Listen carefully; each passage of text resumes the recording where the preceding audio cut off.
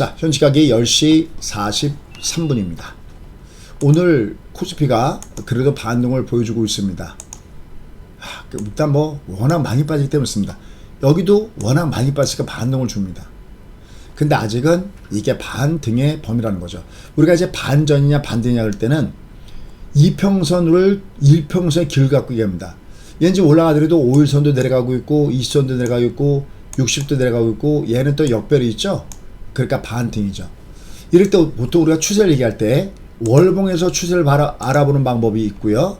일봉에서 알아보는 방법이 있는데 가장 편한 방법은 일봉에서 알아보는 방법입니다. 얘가 지금은 하락 추세에 접어들면서 시장이 약세 국면에 놓여져 있지만 얘는 나중엔 결국은 올라가겠죠. 그죠? 나중엔 결국 올라가겠죠.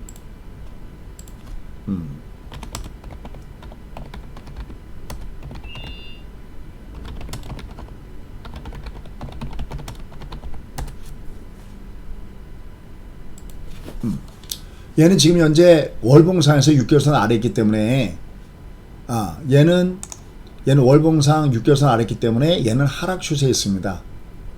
제가 매번 여러분께 기차가 달 때는 내일 위에서 달린다 그러는데 얘는 내일 아래에 있습니다. 그죠? 근데 얘는 지금 현재 주가 올라가도 모멘텀이 없어요. 얘가 모멘텀은 둘 중에 한 가지가 있어야 모멘텀이 있는 거예요. 그 둘 중에 한 가지라는 것은 어떤 개념이냐면 일단 첫 번째는 예를 들어서 경기가 좋아지거나 우리가 실적 장세라고 하죠. 하나는 금리가 싸지거나 우리가 유동성 장세라고 합니다. 지금의 장은 그 어떤 장도 아니죠. 그럼 얘가 오늘 왜 반등을 주느냐? 나머지 하나의 변수가 많이 빠졌기 때문에 들어주는 겁니다. 근데 많이 빠졌다고 해서 올라가는 거는 또 올라가면 다시 두드맞고 내려오게끔 되어 있습니다. 결론, 얘는 아직까지는 하락 추세에 있고 이게 올라가더라도 반등의 범위이지 반전의 의미점은 아니다라는 겁니다. 참으로 여러분께는 여러 날 이 장은 힘듭니다. 조심해야 된다는 말씀을 참 많이 드렸어요. 가장 여러분들이 많이 언급하는 것은 중보다 나쁘다. 그 다음에 얘가 240 아래에서 음양음은 쪽박이라고 했죠. 얘가 이렇게 음양음 240선 보이죠? 항상 머릿속에 240선을 그리면서 매매하십시오. 240 아래에서 얘가 양, 음은 쪽박입니다. 여기도 240 아래에서 양, 음은 쪽박입니다. 얘는 여기만 그런 게 아닙니다. 여기도 공배되는 이유는 얘는 여기만 그런 것이 아니라 앞에도 다 그랬다는 거예요. 종목도 똑같습니다. 이 앞에 볼게요. 여기 말고 2018년도도 볼게요. 쪽박 구간 보시죠. 240 아래에서 양, 얘가 240 아래에서 양, 그죠? 여기 중보도 나쁘고 여긴 깡통 나오는 구간이고 이걸 올라가도 가짜다. 왜냐면 얘가 빨강이 나왔을 때 이게 쳐져 있잖아요. 쳐져 있으면 얘는 가짜입니다. 얘가 다음에 와도 아직 반등인 게 쳐져 있죠.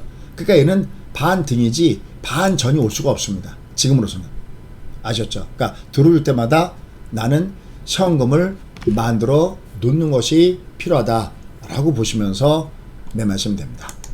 다만 지금 얘는 워낙 많이 빠져서 빠진 것에 따라서 들어주는 반등이다라고 보시면 됩니다. 자, 일단 먼저 미국 시장으로 가보도록 하겠습니다.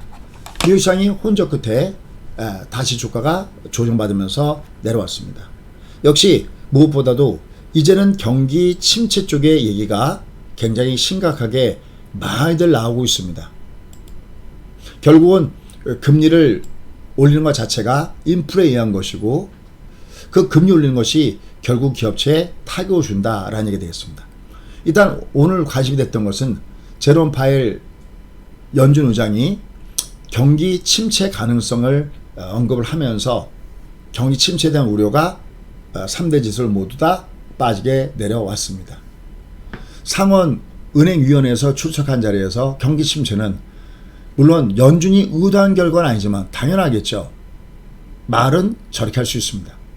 근데 사실 냉정하게 어떤 평가가 이루어지냐면 지금 연준이 그러니까 경기 침체 자체를 바라는 것이 아니라 인플레를 잡을 수밖에 없기 때문에 이 인플레 잡는 가장 좋은 방법은 경기 침체밖에 없는 거죠. 쉽게 해서 기름값 올라가? 기름 안 써. 소비가 없어. 수요가 없어. 그러면 얘는 기름값은 잡히는 거겠죠. 예를 들어서 그러니까 말은 저렇게 하지만 글쎄요라는 의문보호를 많이 달고 있습니다. 경기 침체는 우리가 즉 연준이 의도하는 결과는 아니지만 분명히 그럴 가능성이 있다 라고 얘기하고요. 경기의 연착륙, 우리가 보통 소프트 랜딩이라고 하죠. 우리가 왜 비행기도 오르내릴 때 보면 연착륙 스무스해야 되잖아요. 쿵쿵쿵 이러면 안 되잖아요. 그런 스무스한 연착륙은 매우 어려운 과제다 이렇게 얘기했습니다. 그동안 어떤 이런 긴축들이 경기 침체를 초래할 수 있던 우려를 그동안에는 아니야 이렇게 돼도 미국의 경기에 자신 있어 라고 했던 것이 바로 제롬 파웰이었는데 그러니까 긴축을 했을 때 경기 침체를 갖고 올 수 있다는 것을 반백했던 제롬 파웰 의장이 긴축으로 경기 침체가 올 수 있다라고 참 이것도 욕 나오네 그죠? 바꿔버렸어요. 예전 인플레가 일시적이다 그랬는데 바꿔버렸고 어쩌면 이 제롬 파웰은 나중에 평가받을 때 좀 좋지 않게 평가를 받을 가능성이 없네요.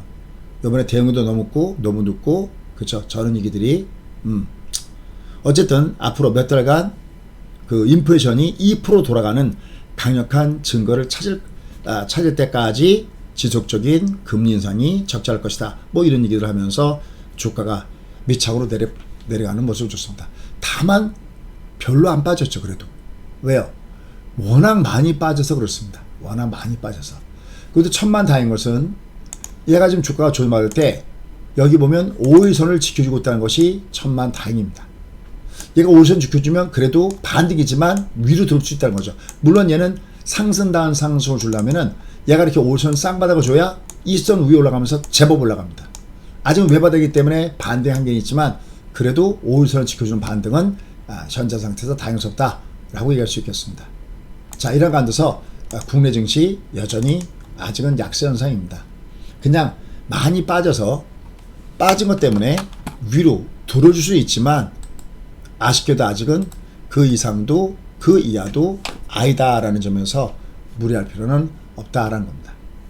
그럼 이제 우리가 어떻게 살아남을 것인가 할 때는 이미 어제 특집 방송에서 다 말씀을 드렸습니다.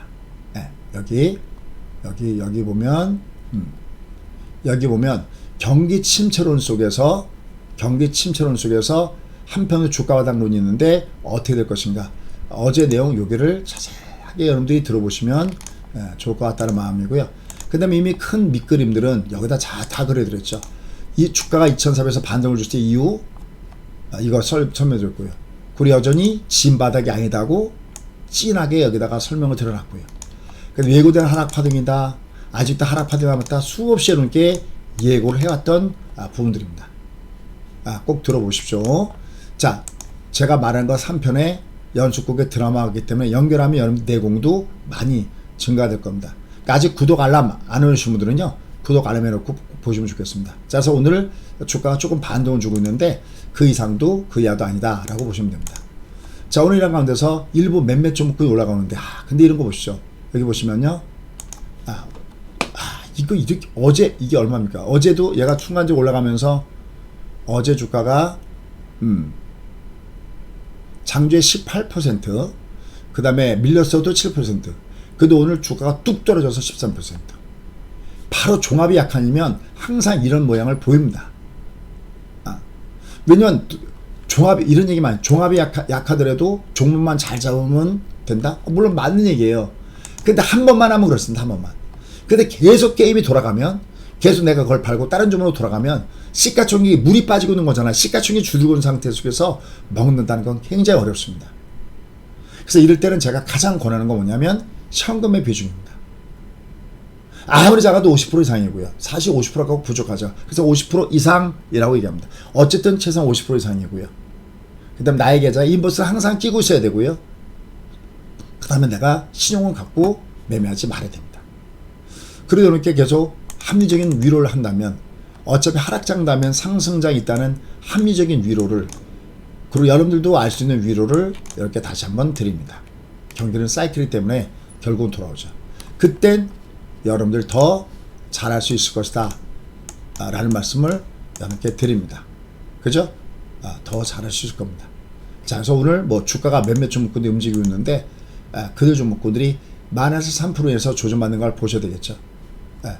올라가다가 둘 맞을 때 너무 심하게 둘 맞으면 안 되는 거죠. 그죠? 한국카본 이런 것들 내려갈 때 저점 요소가 있습니다. 얘들은 그래도 덴티움, 그 다음에 HSD 엔진, 그런 것도 조정받고 나서 다시 주가가 위로 움직이는 모습을 주고 있죠. 이렇게 큰 폭으로 조정받는 건 빼놓으셔야 되겠고요. 마이너스 3% 이내에서 조정받는 거, 이런 것들, TCC 이런 것들도 뭐 상대적으로 메리트가 있다라고 할 수 있겠네요. 오리온도 조정받다 올라가네요. 또 이렇게 많이 말씀드린 것이 삼양식품이었죠. 요건 주간 승부전. 오늘이 무슨 요일이죠? 오늘이 목요일인가요? 요건 국고추 종목이었네요. 요런 종목은 조금씩은 저점에서 매수가 형성되면서 올라가네요. 하지만 전체 시장이 워낙 약하니까 무리하지 마시기 바라겠습니다. 종합이 약할 때는 일단 나는 현금이 몇 프로 정도 있는가를 반드시 먼저 내가 체크하는 것이 가장 중요하다는 거 다시 한번 강조 말씀을 드립니다. 자, 항상 파동을 보셔야 되겠고요. 그 다음에 이제 두 번째, 얘가 일봉사에서 봤을 때 얘가 월봉사에 보면 잘 나타나는데 일봉사에는 뭘 보면 되냐면 상승 추세 하락 추세는 이후 밑에 이 120과 240이요. 허리케인이 올라오는 중입니다. 아직도. 얘는 올라갔다면 아직은 매도를 해야 되는 부분이고요. 다만 워낙 많이 빠져서 중간중간에 들어주는 거 그 이상은 아니다는 점도 염두에 두시기 바라겠습니다. 갈 때 간다고 얘기하는 것도 중요하지만 아닐 때 아니라고 얘기하는 거. 중보다 나쁘고 얘는 올라갈 때마다 아직은 매도를 때려야 되고, 얘가 들어주려면 이 30에 20이 얘가 여기서 쌍보로 꺾어졌듯이 쌍바닥으로 올라가야 의미가 있다라는 이 말씀을 잊지 마시기 바라겠습니다. 고맙습니다.